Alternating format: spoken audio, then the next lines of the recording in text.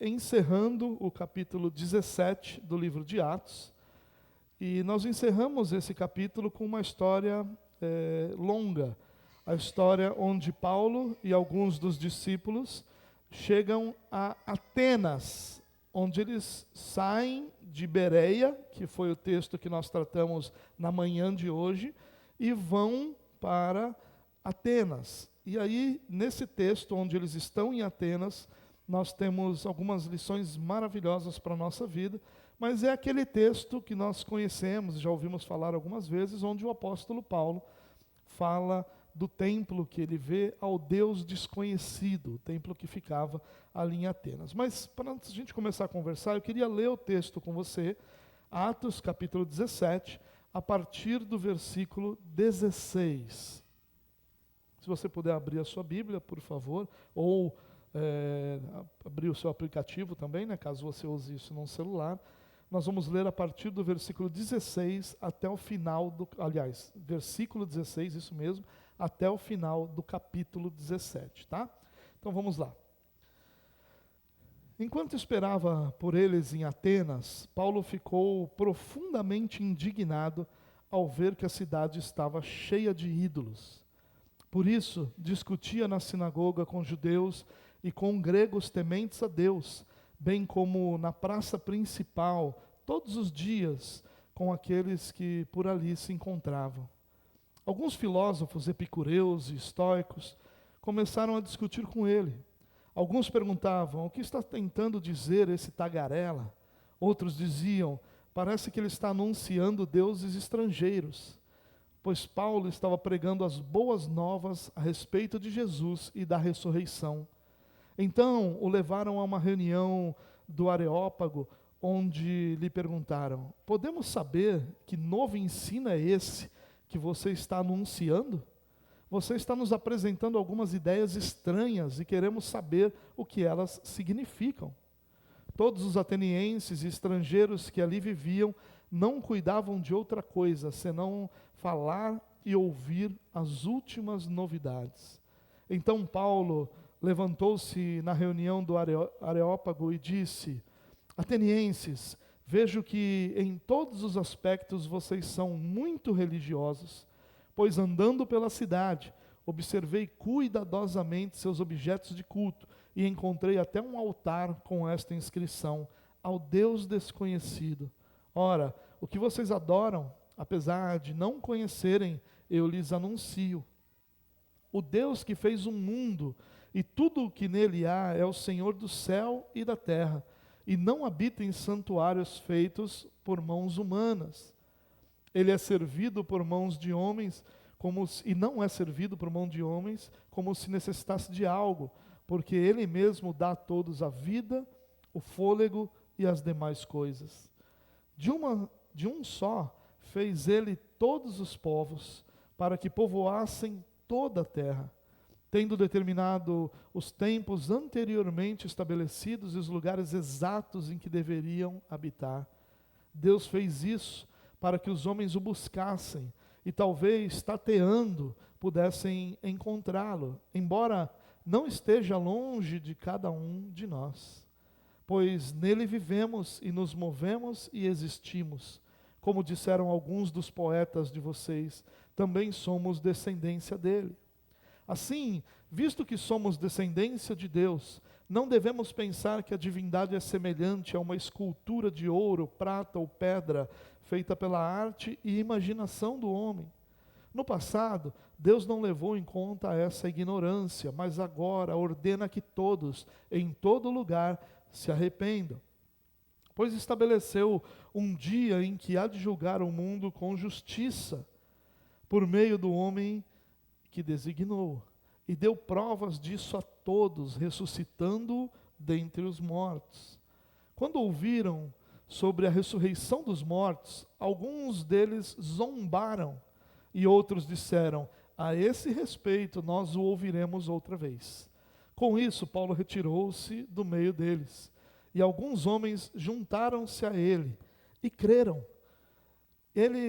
Entre eles estava Dionísio, membro do Areópago, e também uma mulher chamada Dâmaris, e outros com eles. Queridos, nós vimos hoje de manhã, e temos visto aí nas últimas semanas também, a jornada do apóstolo Paulo e de outros discípulos na segunda viagem missionária. Hoje pela manhã nós vimos o texto do versículo, a partir do versículo 10, né, até o versículo 15, que nos ensinou um pouco sobre a passagem de Paulo em Bereia, e nos ensinou bastante também sobre como nos posicionar diante da palavra de Deus. Eles, no texto em Bereia, diz que esses homens saíram de Bereia e foram levados para Atenas. E esse texto que nós lemos se passa todo ele em Atenas. Atenas era a capital intelectual do mundo, a terra de Sócrates, Platão, Aristóteles, apenas para mencionar aqueles que são muito conhecidos, mas existiam muitos outros nomes da filosofia e das artes. Atenas tinha uma reputação incrível de ser uma cidade de artes, da filosofia, da literatura, da oratória. Além de ser essa cidade intelectual que eu mencionei, ela também era belíssima. Tinha monumentos, palácios, templos, uma rica tradição. Mas um teólogo disse uma vez que, a despeito da sua distinção de ser o centro do saber e da arte, Atenas também superava todas as outras em cegueira espiritual. Ela era uma cidade fantástica em muitos aspectos, mas também era a cidade que poderia ser considerada a cidade da maior cegueira espiritual, ou da grande cegueira espiritual. E Paulo vai a essa cidade. E Paulo tem essa experiência que nós acabamos de ler. Eu queria destacar alguns dos pontos que nós lemos, começando pelo fato de que Paulo chega em Atenas e Paulo viu. O que ele viu? Uma belíssima cidade. Uma cidade com seus prédios, com seus monumentos únicos no mundo. Sua acrópole, que era uma antiga fortaleza, que poderia ser vista a quilômetros de distância da cidade. Viu o Partenon, o templo da deusa Atena, cuja estátua de ouro e mármore era belíssima. Viu o Ágora, que era aquela praça que nós lemos, uma grande praça, um local para discussões políticas, discussões filosóficas. Ele viu uma das mais belas cidades dessa época. Porém, nada disso impressionou Paulo. Nada disso encantou Paulo. Ao contrário, o texto diz que Paulo tem o seu coração cheio de profunda indignação. Porque apesar de belíssima cidade, ela também era uma cidade dominada por ídolos, uma cidade sufocada por falsos deuses. Paulo vê ali os seus ilustres pensadores, que eram ao mesmo tempo enormes ignorantes espirituais. E aquilo provoca no coração de Paulo uma indignação, uma enorme indignação. Alguns historiadores dizem que Atenas estava ornamentada com mais de 30.000 estátuas públicas. Alguns historiadores também costumam dizer que era mais fácil encontrar um deus em Atenas do que um homem. Tantos deuses aquela cidade tinha. E na tentativa de confinar Deus à sua imaginação, essa é a ideia da estátua, é a ideia da idolatria, confinar Deus à sua imaginação, os atenienses é que foram confinados a uma cegueira espiritual. Na ânsia de colocar Deus sob controle, Atenas era então controlada ela mesma por esses falsos deuses. E Paulo enxerga isso. Paulo vê que aquela cidade que queria tanto controlar quem era Deus e ter Deus sob controle, era controlada então por falsos deuses. E Paulo, caminhando pela cidade, ele se ira, e essa é a palavra usada aqui para profunda indignação. E é interessante que essa palavra muitas vezes é utilizada para a ira de Deus sobre a idolatria. É a mesma palavra, é como se Deus tivesse dado a Paulo o mesmo sentimento, ou a mesma percepção que o próprio Deus tem sobre a idolatria, e essa ira que sobe ao coração de Paulo é a mesma ira de Deus. Por quê? Porque a idolatria, ela rouba a glória de Deus. Porque a idolatria despreza o caráter de Deus, despreza as suas palavras. A idolatria reduz Deus a um ser domesticado, a um ser subserviente, a um servo domesticado. É isso que Deus se torna diante da idolatria. Mas antes que você possa compreender de maneira errada, a idolatria aqui desse texto, sim, era uma idolatria de outros deuses, ligada a templos, a estátuas, a imagens, mas idolatria na Bíblia não é só isso. Ela não se manifesta apenas na criação de imagens de falsos deuses. A Bíblia ensina que todo substituto de Deus é um ídolo. Que tudo aquilo que substitui a primazia que pertence a Deus é um ídolo. Que tudo aquilo que toma o primeiro lugar, que pertence exclusivamente a Deus, é um ídolo. E as Escrituras vão falar do ídolo da avareza, do ídolo do poder, do ídolo do sexo, do ídolo do dinheiro, do ídolo que são pessoas. Muitas vezes pessoas são esses ídolos. Os ídolos das atividades que nós temos, o ídolo do trabalho, até mesmo a igreja pode se tornar um ídolo quando ela substitui quem Deus é. E a nossa vida, irmãos, é uma enorme batalha contra a idolatria. E não se engane você achando que isso está resolvido entre nós, porque não está. Essa é a nossa batalha sempre. E essa foi a batalha do povo de Deus durante todo o Antigo Testamento. Era sempre a batalha contra a idolatria. É claro que a idolatria ali era basicamente a busca de outros deuses e imagens. Mas o tempo todo o povo vai lidar com essa idolatria. Tanto que depois de serem levados para o cativeiro, o reino do norte para o cativeiro da Síria, o reino do sul para o cativeiro da Babilônia, você percebe que há uma mudança radical na compreensão do povo sobre a idolatria, ao ponto de que até mesmo Jesus se comparar a Deus, para eles foi uma heresia, com medo de que ali pudesse haver uma idolatria. Perceba, irmãos, que a idolatria sempre cercou o povo de Deus. Por quê? Porque a idolatria rouba a glória de Deus. A idolatria diminui a grandeza de Deus.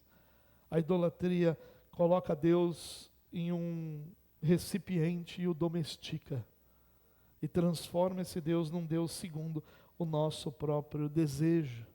Por isso a idolatria é tão combatida nas Escrituras, por isso ela é tão perigosa, por isso ela é tão próxima de nós, porque poucas coisas roubam a glória de Deus como a idolatria rouba. Se alguma coisa rouba ainda, algo como a idolatria é capaz de fazer. E Paulo então olha tudo isso, e Paulo se indigna com tudo isso. E aqui nós já encontramos uma primeira aplicação para a nossa vida.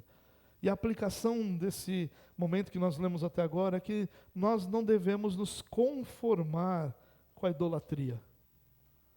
E muitas vezes, irmãos, nós não estamos falando de nos conformar com a idolatria em nossa vida apenas, mas nós nos conformamos muito com a idolatria ao nosso redor. Nós nos conformamos e consideramos normal aquilo que ofende a Deus, aquilo que rouba a primazia do Senhor. A idolatria, irmãos, não é apenas o retrato da cultura.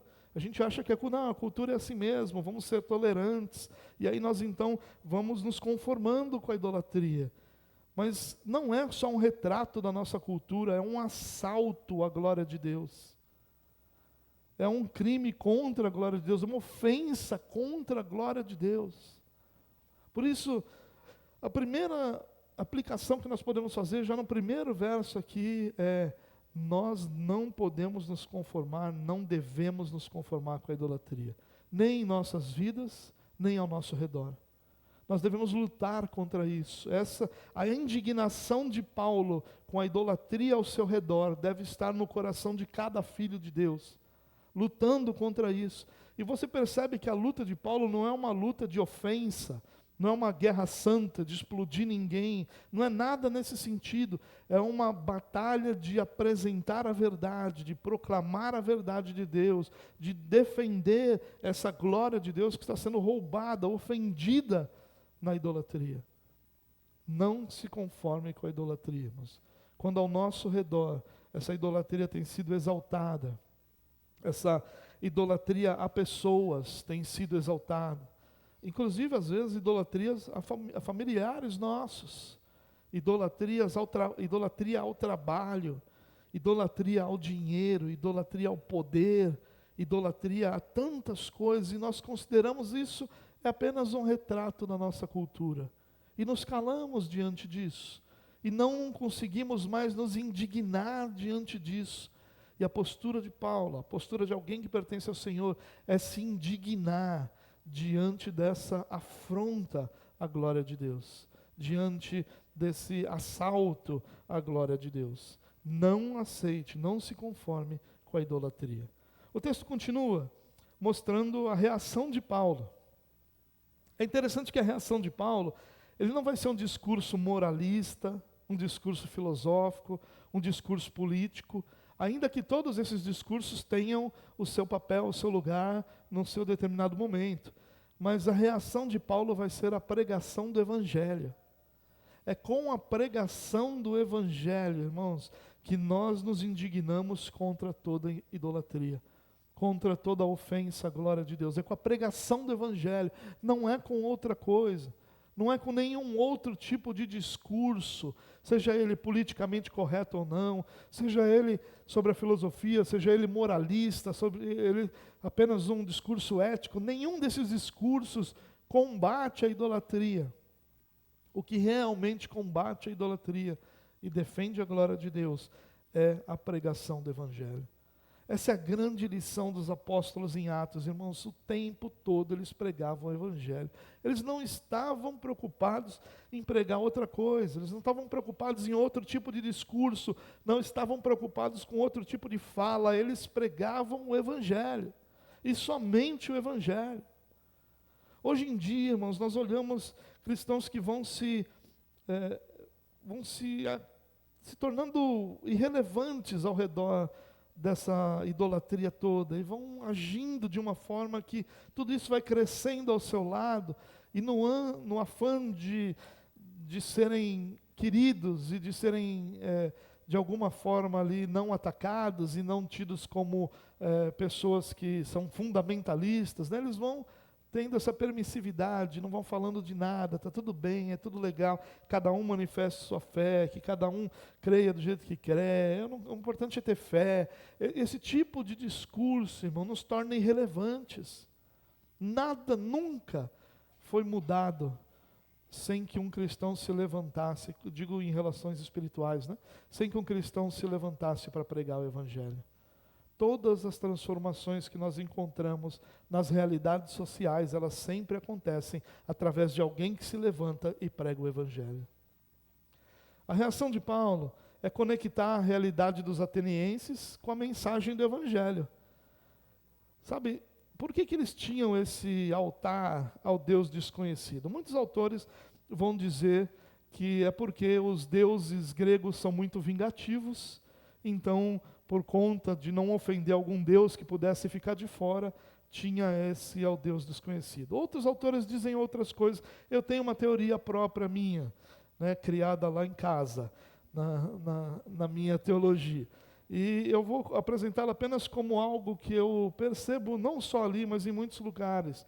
Eles tinham esse altar ao Deus desconhecido porque eles sabiam que existia um Deus que era diferente de todos os outros. E em alguns momentos eles percebiam ações de um Deus que não se encaixava em nenhum dos falsos deuses que eles conheciam. Coisas que não poderiam ser feitas por nenhum outro Deus. Mas eles não sabiam quem era esse Deus. Então eles têm um altar ao Deus desconhecido, um pouco que conectado com aquele momento e aquela situação onde Moisés é colocado diante do faraó, e Moisés faz um sinal, e os magos do faraó fazem o mesmo sinal. Isso vai se repetindo. Chega um momento em que Moisés faz um sinal e os magos não conseguem fazer o mesmo sinal. E aí os magos chegam à conclusão de que esse aí é algum Deus mais poderoso. É a mesma ideia.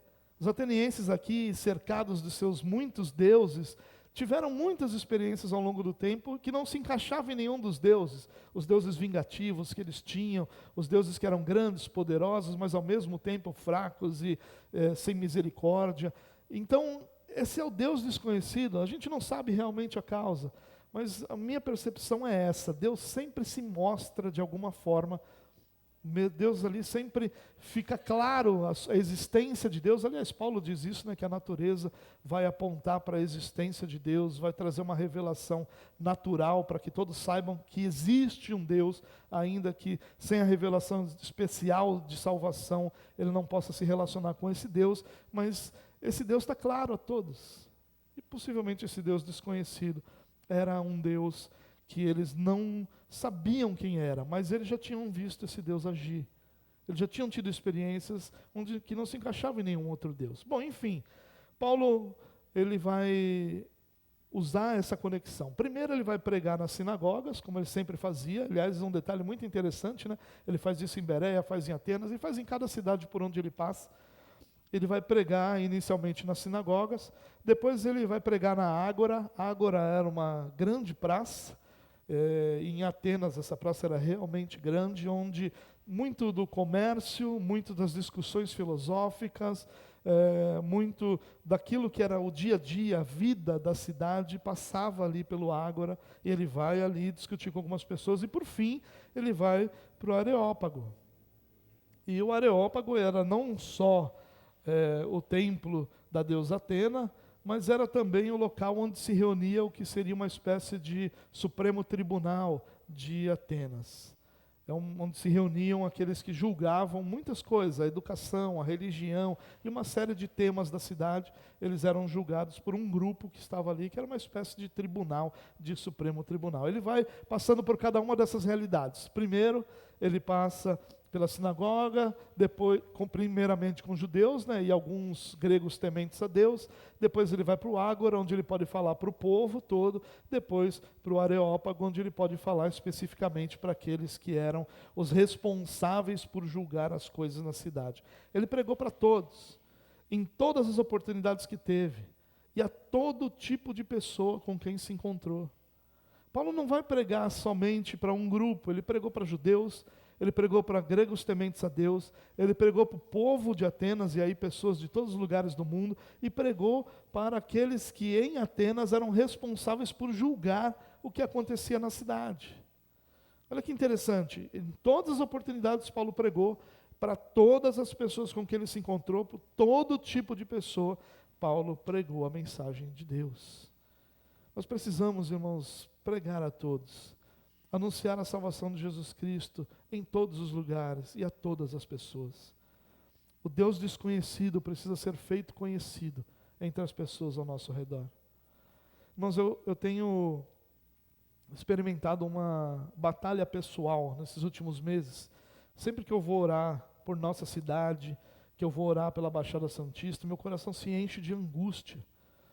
Quando eu olho para a quantidade de igrejas reformadas e igrejas que têm apresentado uma teologia saudável ao nosso redor, nós temos, na nossa cidade, a gente conta nos dedos de uma mão. Uma mão.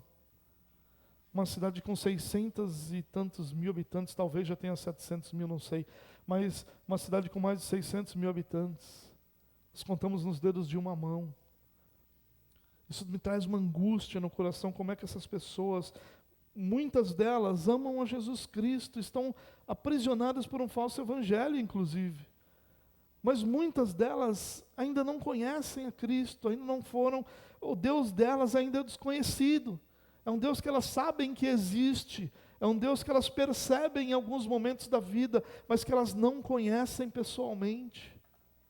E Paulo naquela cidade belíssima, naquela cidade repleta de beleza da arquitetura, da arte, repleta dos grandes filósofos, uma cidade conhecida como a capital intelectual do mundo, era uma cidade que não conhecia Jesus Cristo. Isso causou angústia no coração de Paulo, e deve causar angústia no coração de cada um de nós, irmãos. Há um detalhe interessante aqui, que diz que Paulo debateu com dois grupos de filósofos, né, os epicureus e os estoicos. Essa mensagem aqui certamente seria mais bem explicada pelo Caio, né? O Caio, como ele não tinha nada para fazer, ele foi estudar filosofia, né? Coisa boba, vamos estudar aí, né? Ler no banheiro. Mas Paulo lidou aqui com os epicureus e com os estoicos, né? Os epicureus, eles, em forma bem resumida, né, não criam na vida após a morte. Eles eram hedonistas, né, ou seja, eles lutavam muito, amavam muito os prazeres terrenos, os prazeres imediatistas. E eles são representados hoje também na nossa sociedade por aqueles que vivem apenas pelo que sentem, sem ter nenhuma expectativa ou planejamento sobre a vida, sobre o futuro. Eles vivem apenas o hoje, eles ignoram a eternidade, ignoram seu futuro encontro com Deus. Eles são amantes dos prazeres imediatistas, dos prazeres terrenos. Eles não têm prazer em Cristo, nem sequer esperam em Cristo, nem sequer conhecem a Cristo. Muitos dos epicureus têm os seus representantes na nossa sociedade. Os estoicos também. Os estoicos eram os materialistas, os fatalistas. Eram aqueles que para eles tudo era Deus. E quando tudo é Deus, nada é Deus. Quando tudo é alguma coisa, nada é aquela coisa de verdade. Eles criam num destino mais fechado, sem esperança, apenas uma dor a ser suportada. Suporte a vida que ela vai passar, ela vai acabar. Sabe, alguns, e principalmente os primeiros líderes desse movimento do estoicismo, eles cometeram suicídio. E alguns líderes ao longo da história também cometeram. E eles também têm seus representantes entre nós. São aqueles que se entregam à vida como se ela fosse uma realidade já estabelecida. Sem espaço para mudança, sem graça de Deus, sem ação de Deus. É o fatalista. A vida é isso mesmo e vai continuar sendo isso. E sabe, irmãos, uma das tristezas que nós devemos ter pela política do nosso país é exatamente isso. O capitalismo, que é tão massacrado, ele tem como base a possibilidade de que você mude de realidade social pelo seu trabalho, pelo seu esforço, pela graça de Deus. E um massacre disso está em exatamente dizer, não, você não precisa, continue com a sua vidinha, o papai governo vai te ajudar e você vai continuar precisando sempre de alguém. Então, para que querer crescer? Para que querer ter essas coisas? Você vai virar gente ruim.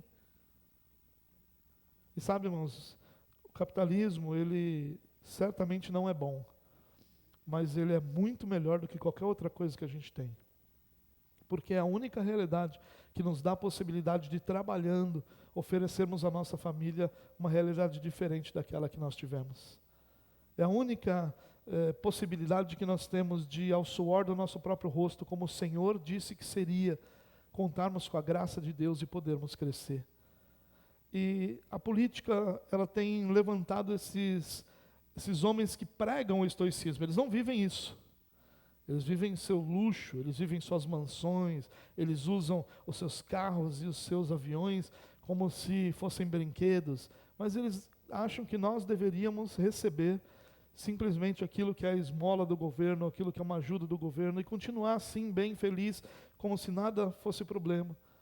E esse fatalismo, essa ideia de uma vida que não pode ser diferente, a ideia de que a graça de Deus não vai transformar a nossa realidade, a ideia de que a graça de Deus não pode nos dar uma outra vida, ela é muito triste. Ela é muito triste. Eu me encontrei com uma pessoa um dia desses, no Uber. E a pessoa disse assim, falando com alguém, né? Ah, hoje meu dia vai ser ruim, eu já vi meu horóscopo, o dia vai ser ruim hoje. Como assim, meu irmão? Como assim a gente consegue acreditar num fatalismo desse? Em algo que está destinado? Como se esse destino fosse um sofrimento que nós devemos suportar calados, e é isso mesmo. Quando é que a gente vê isso nas Escrituras? Quando é que a gente vê Deus falando que esse destino fatalista é o nosso destino?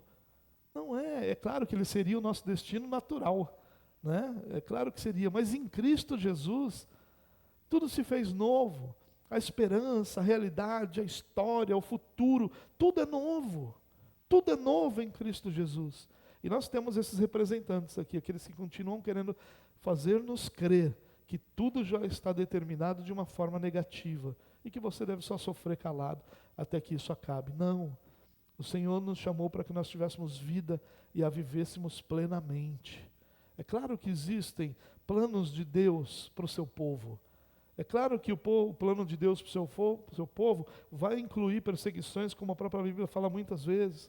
Mas o plano de Deus para o seu povo é que debaixo da graça de Deus, o seu povo viva com alegria, viva com ânimo, viva celebrando a bondade, a misericórdia, o amor de Deus, viva debaixo dessa realidade tão incrível que é o fato de que Jesus realizou uma obra que satisfez a justiça de Deus e nos deu o privilégio de nos relacionarmos com Ele.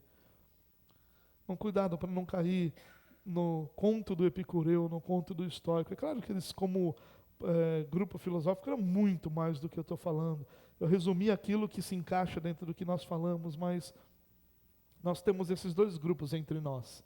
Aqueles que se entregam à vida como se não houvesse amanhã, né? São aqueles que dizem, só se vive uma vez. Né? E quando a fatura do cartão de crédito chega, a gente continua vivo, né? Uma vez só para pagar a fatura. E os outros que desistiram de viver. Ambos os grupos não estão dependendo de Cristo, ambos os grupos não confiam em Cristo, não conhecem a Cristo. E são esses grupos que muitas vezes estão nos influenciando. Sabe, ao debater com os dois grupos, Paulo foi chamado de tagarela. E é interessante que essa expressão, ela vem de um pássaro que busca restos de comida nos esgotos. E dentro da filosofia, ele vai ser usado para alguém que não tem uma percepção clara das coisas, ele vai buscando uma coxa. Tem muito na teologia isso, né? O cara busca um ponto aqui, um ponto ali, um ponto aqui, um ponto ali. Né? O cara, gostei disso aqui do Hernandes, gostei disso aqui lá do Brunet, gostei disso aqui sei lá de quem que eu gostei ali. Gostei lá do Nicodemos, mas isso aqui também, esse cara que usava bigode, ele é demais, então também gostei dele. E a gente vai fazendo a coxa de retalhos. E na verdade, esse é o tagarela ali. Era o filósofo que, não tendo um conjunto de compreensão filosófica completo, ele montava uma coxa de retalhos. Né? Ele ia pegando restos. E ali também, o que eles estão dizendo para o tagarela é que Paulo estava apresentando ideias que eles, os grandes filósofos, já tinham descartado. Ele estava indo buscar no lixo ideias que não serviam mais. Os intelectuais do mundo já tinham resolvido que nada disso era verdadeiro. E esse é um problema nosso, sabia? Muitas vezes nós nos submetemos a esses intelectuais. Quando a gente olha a televisão e vê os especialistas, meu irmão, é especialista em passar vergonha, só se for. Especialistas que não sabem nada, especialistas que falam segundo sua própria mentalidade, especialistas que não são especialistas em coisa alguma. Esses atenienses aqui se consideravam os intelectuais do mundo. E eles queriam chamar Paulo de tagarela. Olha que interessante. É assim que nós somos chamados, irmãos. Aqueles que estão falando algo que a ciência já disse que não. São aqueles que estão falando algo que os intelectuais já disseram que não. Meu professor na faculdade disse que não. Meu chefe disse que não. E quem sou eu para dizer contra a elite intelectual ao meu redor? Cuidado com isso, irmão. Você tem aquilo que poucas pessoas têm, que é a verdade de Deus ao seu lado. Você pode ser chamado de tagarela, mas a verdade sempre prevalece nisso. Sabe, a aplicação para nós nesse ponto é a seguinte. Cada cristão, e eu preciso explicar essa aplicação, né? Podia ter usado uma outra expressão, mas a aplicação é, cada cristão deve ter uma voz profética. Mas antes de você sair profetizando para os outros aí, entenda que voz profética significa ter a ousadia, a coragem, ter a autoridade de anunciar aquilo que Deus anunciou e aquilo que Deus anuncia. Isso é voz profética. O profeta sempre foi alguém que repetiu o que Deus falava. O que nós repetimos hoje? O que Deus falou nas Escrituras. Essa é a voz profética. A voz profética da nossa geração não é a voz profética que fica anunciando coisas como se elas fossem acontecer. Esse aí chama mentiroso nas Escrituras. A voz profética é aquele que proclama o que Jesus proclamou. O que fica trazendo coisas novas é mentiroso. O que repete o que Deus falou, esse é profeta. Esse tem voz profética. E todo cristão, ele deve ter uma voz profética. A sua voz deve proclamar a verdade, não se submeter aos fatalistas, aos hedonistas, aqueles que já desistiram da vida, ou aqueles que são os intelectuais, ou que são grandes, ou que são importantes. Voz profética é isso. O profeta nunca foi um grande da sociedade, você já percebeu? Por isso que eu usei essa expressão, apesar de toda a confusão que ela sempre dá.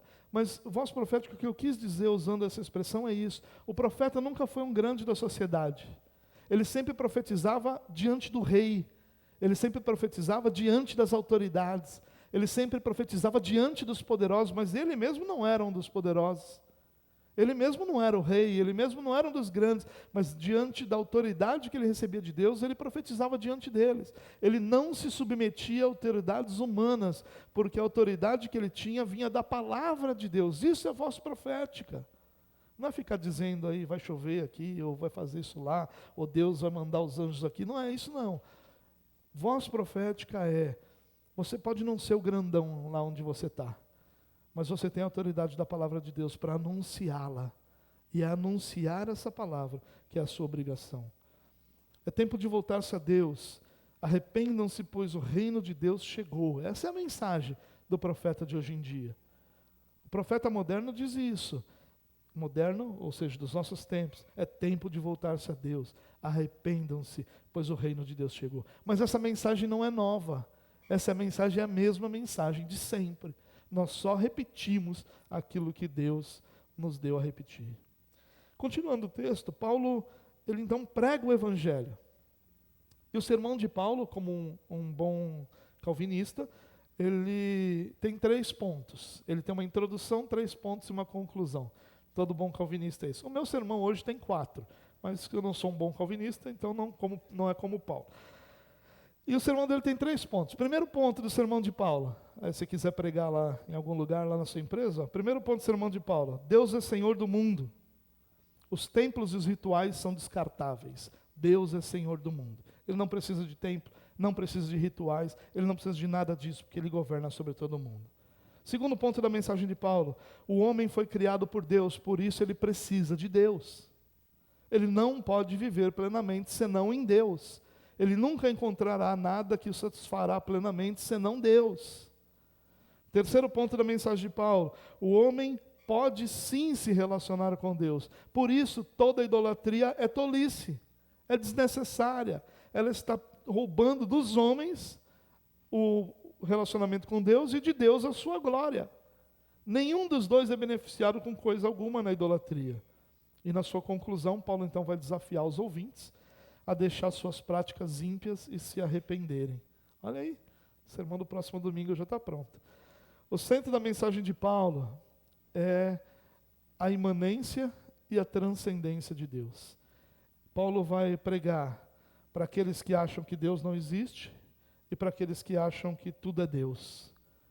Para aqueles que acham que está tudo determinado e para aqueles que acham que não tem vida depois da morte. Ele vai dizer, ó, Deus, Ele está sentado num alto e sublime trono, Deus governa sobre tudo, Deus está longe de cada um de nós, Ele é maior que qualquer um de nós, mas ao mesmo tempo Ele se preocupa e cuida de cada um de nós. Essa é a imanência e a transcendência de Deus. Ele é superior a todos nós, mas Ele está próximo de nós. Ele é superior em caráter, em grandeza, em poder, mas ao mesmo tempo Ele é próximo em amor, em cuidado, em graça a cada um de nós. Essa é a mensagem de Paulo, e vai atingir todo mundo, porque a mensagem do Evangelho atinge a todo mundo. Sabe, irmãos, a aplicação do que Paulo pregou para nós é que a mensagem que nós pregamos precisa fazer sentido para os que ouvem. Não adianta a gente ficar pregando uma mensagem que não faz sentido aos ouvidos de quem nos ouve, que não se relaciona com a vida deles, que não se conecta com o que eles são. Não adianta a gente ficar falando daquilo. Eu tive muito essa experiência quando eu ia ou na nossa ou em outras casas de recuperação. Era sempre uma batalha para mim. Porque o que eu ia pregar para aquelas pessoas? A única droga que eu usei na vida foi uma vez uma camisa do Corinthians que eu coloquei. Nunca usei outra. Essa eu peguei do pastor Vidal, né? O pastor Vidal que falou isso.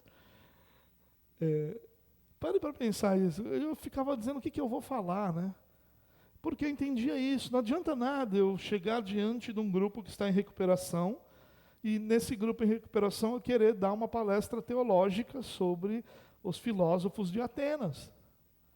A mensagem precisa ter a ver com a vida das pessoas, precisa se conectar com as pessoas, você precisa falar com aquilo que a pessoa está vivendo.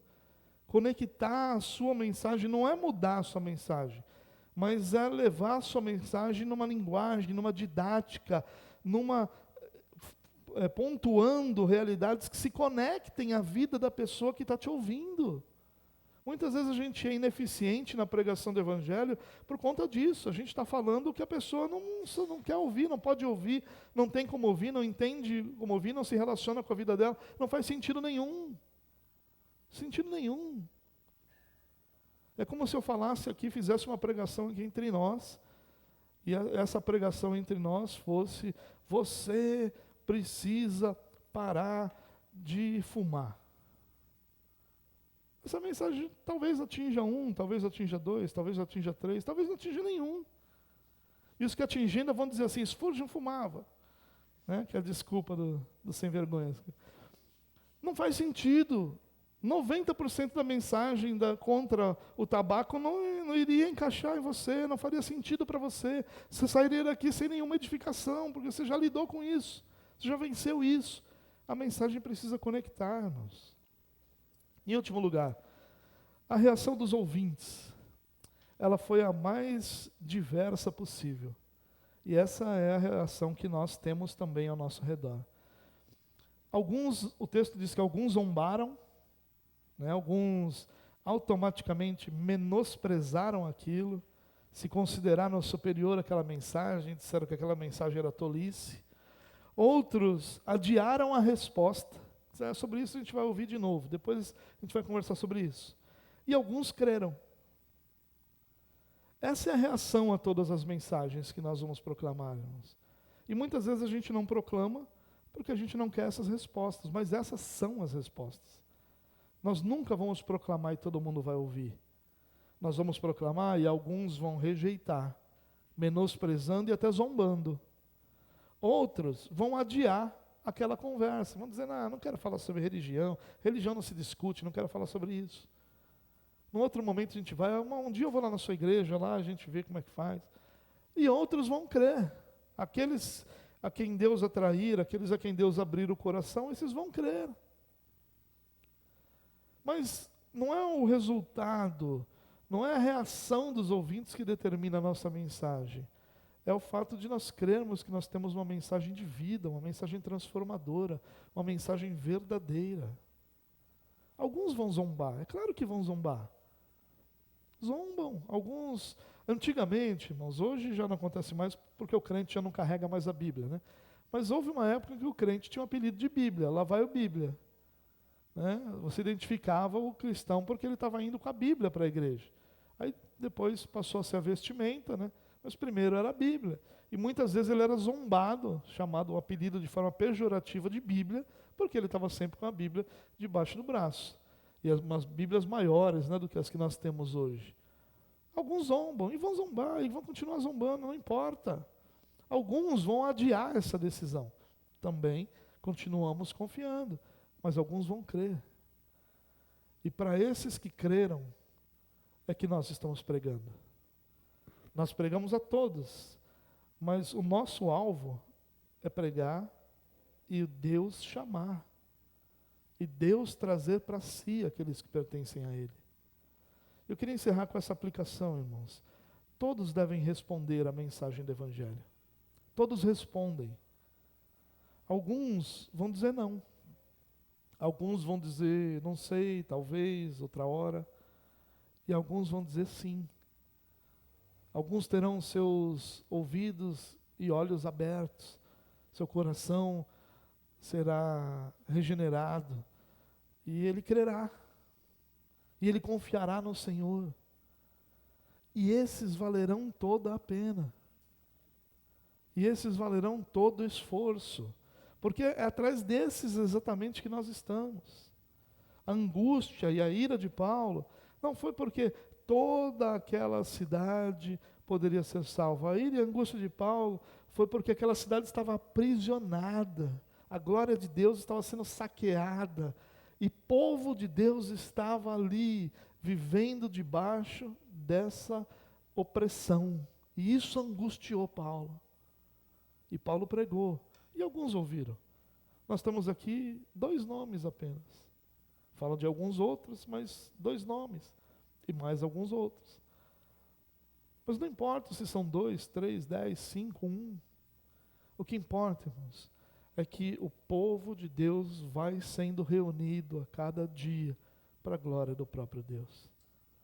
O próprio Senhor vai acrescentando à igreja aqueles que hão de ser salvos. A nossa missão é proclamar. A nossa missão é plantar igrejas. A nossa missão é enviar missionários. A nossa missão é irmos como missionários. A nossa missão é investirmos. A nossa missão é avançar como igreja para que mais pessoas, em cada um desses lugares onde elas estão aprisionadas, elas possam ter o privilégio que nós tivemos de sermos resgatados pelo Senhor. Nós somos, e nós não podemos esquecer isso, irmãos, privilegiados. E há uma palavra sobre nós: a quem mais é dado, mais será cobrado. Não tenha nenhuma dúvida que nós, a nossa geração que prega tão tranquilamente por aí, com 1 ou 2 esquisito aí, achando ruim da gente, mas no geral a gente prega com toda a liberdade. Nós devemos ansiar por fazer mais, por avançar mais, por ir adiante. Olhemos para nossa cidade, como Paulo olhou para Atenas, com uma ira que vem de Deus contra a idolatria e com um desejo profundo de proclamar o Evangelho de Cristo, para que haja liberdade aos que estão aprisionados pelo pecado. Satanás fez um trabalho belíssimo em Atenas, mas bastou chegar um homem pregando o Evangelho para que todo esse trabalho pudesse começar a ser desfeito e pessoas resgatadas. Não olhe para a grandeza do pecado, ou de como o pecado tem prosperado. Olhe para o poder da palavra que está em seus lábios. Ela é poderosa para transformar as realidades ao seu redor. Vamos orar? Pai, nós te louvamos por essa tão bela palavra que está aos nossos lábios. Palavra que anuncia o Senhor Jesus. Palavra que proclama que o Senhor veio para trazer salvação aos que creem. Que o Senhor veio para resgatar os cativos, para libertar os cativos, para resgatar os que estão aprisionados em seus pecados. Palavra que anuncia e que proclama o arrependimento. Você proclama a fé no Senhor. Essa é a palavra que nós temos nos nossos lábios, cada um de nós. Nos ajuda, Deus, a proclamá-la, a amá-la e a anunciá-la, onde quer que nós estejamos. Dá a nós, Deus, recursos e dá a nós ceifeiros, Deus, para que nós possamos proclamar, espalhar a Tua igreja por onde quer que o Senhor deseje, para a glória do Teu nome, Deus. Nos abençoe, nos dando a autoridade contra aqueles que se dizem ou que se intitulam autoridades sobre, ou especialistas sobre a nossa sociedade. O Senhor que criou todas as coisas é aquele que sabe sobre todos. É aquele que sabe que ninguém sabe. Que sabe acima do que o maior dos sábios pode saber. O Senhor é que tem todo o conhecimento e grandeza. E é do Senhor que vem a palavra que nós proclamamos. Palavra de vida, palavra de restauração, palavra de mudança e transformação. Nos abençoe, Deus, em nome de Jesus, Pai. Amém. Amém. Amém, irmãos.